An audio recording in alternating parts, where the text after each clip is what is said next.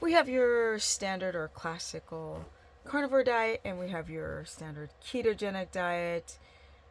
Which one is better at fat loss and fixing all that inflammation? And why? Let's get into it.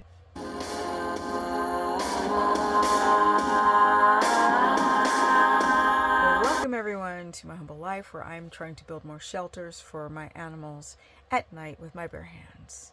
But I digress. Let's go. We have your very classical, or it's the carnivore diet, strict carnivore, and then we have ketogenic diet. And what's the difference between the two? Because I've always said they're the same diet. One, you have no plants, carnivore, and one, you have plants. But now there's so many different variations of carnivore that people are doing, like carnivore with fruit. People are doing carnivore with coffee. They're drinking wine. They're having carbs on the weekend. There are so many different versions of carnivore, but I thought I would go by your basic classical or classic carnivore diet and ketogenic diet. Here's the thing. Carnivore diet's been around for a while, and people have been using it for weight loss. And I'm like, don't do that. You're not going to lose a bunch of weight on a carnivore diet, because you might lose water. You might lose muscle. You might even lose your ability to balance your hormones. And have gut integrity. I think that the carnivore diet, in my opinion, is great for the short term to get the inflammation down, or to get your insulin to come down before your body starts going into gluconeogenesis and becoming addicted to cortisol from not being in ketosis. Clearly, the ketogenic diet is much better for fat loss, because you're training your body to access its fat cells. My old videos, I used to say, you got a restaurant around your belly. And when you get into ketosis, you can access stubborn fat cells. What does that mean, stubborn fat cells? Fat cells can be a little stubborn. It's a simplified way to explain that your hormones are hijacked. And doing a carnivore diet alone is not going to fix your hormones. These gurus are not talking about your hormones. People who are pushing fasting are not talking about your hormones. Although there is that woman who said, like, fast like a girl, which right there is a gimmick. It's garbage. It's a gimmick garbage. Okay. Carnivore diets are great for the short term to take the inflammation down, right? Because you're cutting out anti-nutrients in plants. You're going to eat high quality protein, grass-fed, pasture-raised. In the beginning, all this inflammation that you're having, and wet hung, that means that an animal's been, it's been, YouTube doesn't like when you use grown-up words. It's been it's been taken out, and then it's been processed, and then immediately you put it into bags while it's still bloody, because that's the freshest. You don't want to have it sit and hang upside down, draining out and growing bacteria. A lot of people have issues with the bacteria that's growing on things, especially with the weak and compromised small intestinal wall, a dysbiotic gut, a small intestinal bacterial overgrowth. The kind of carnivore diet that you do is also important. Things like cheese, that's some mold. If you got leaky gut, histamine intolerance, cheese is horrible. Sometimes butter is a problem with people who are sensitive to whey and casein. But if you did a carnivore diet where you were mindful of high histamine foods and cut out the fish and the cheese for the short term, and high quality ruminant animals, that definitely could be a method on getting the inflammation down and still stabilizing the gut microbiome. But generally, the classic way that people do carnivore is high on protein, which is going to convert into glucose, which you can't get into ketosis.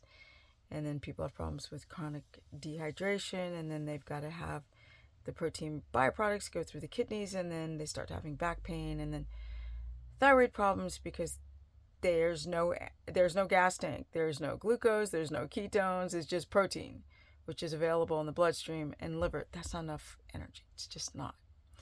So a ketogenic diet is far better at fat loss because you're actually learning how to access the stubborn fat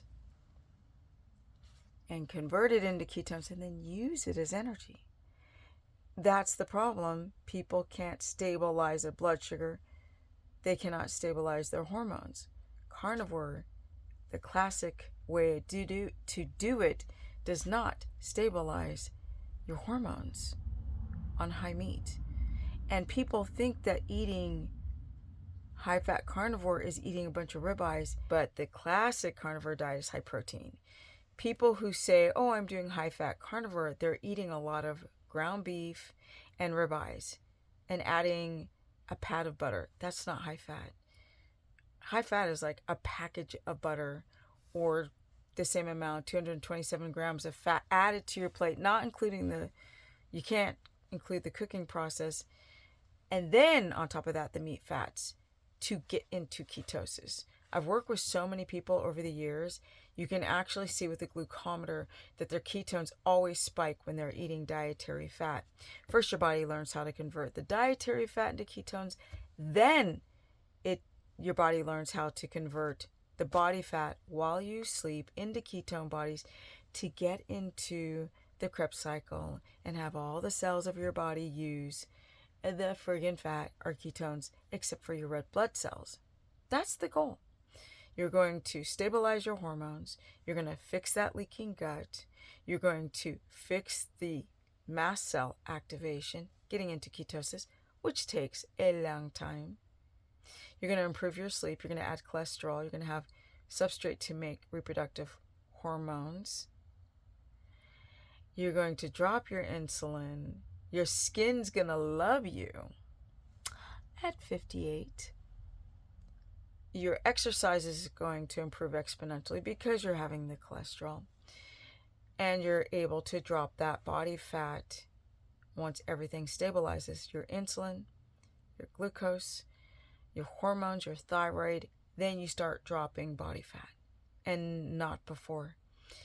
Losing weight is subjective. You want to lose body fat and keep your immune system while keeping your lean muscle mass. Ketogenic diet, well formulated, is going to be your best bet as a classic ketogenic diet. The science gets lost. People keep saying that woman, Candy Fraser, not to keep talking about her, but she's like, eating fat makes you fat. I'm like, girl, she just makes these broad statements. There's no step-by-step in her process of explaining how she came up to that tomfoolery. But I digress. I'm going to talk more about a ketogenic diet because carnivore is going to be on its way out when people start having the issues because they think that this classic carnivore diet is about eating high protein or high fat from a ribeye. Nope. But you can ride the line, my people. You can always ride the line and have very little plants, titrate up over a few months, going very slowly in your cruciferous vegetables or your asparagus. Go very slow on adding plants back if you're having such a histamine reaction. And then the magic comes. Comment below, share this content. My Instagram is Stephanie Ketogenic. My Facebook fan page is Stephanie the Business Person. I'm going to edit this right now because I'm freaking turd. I'm not a turd, but I'm really a turd. I've been building shelters. My hands are so fried. At night, building shelters for my rescues because we're going to have some freezing rain.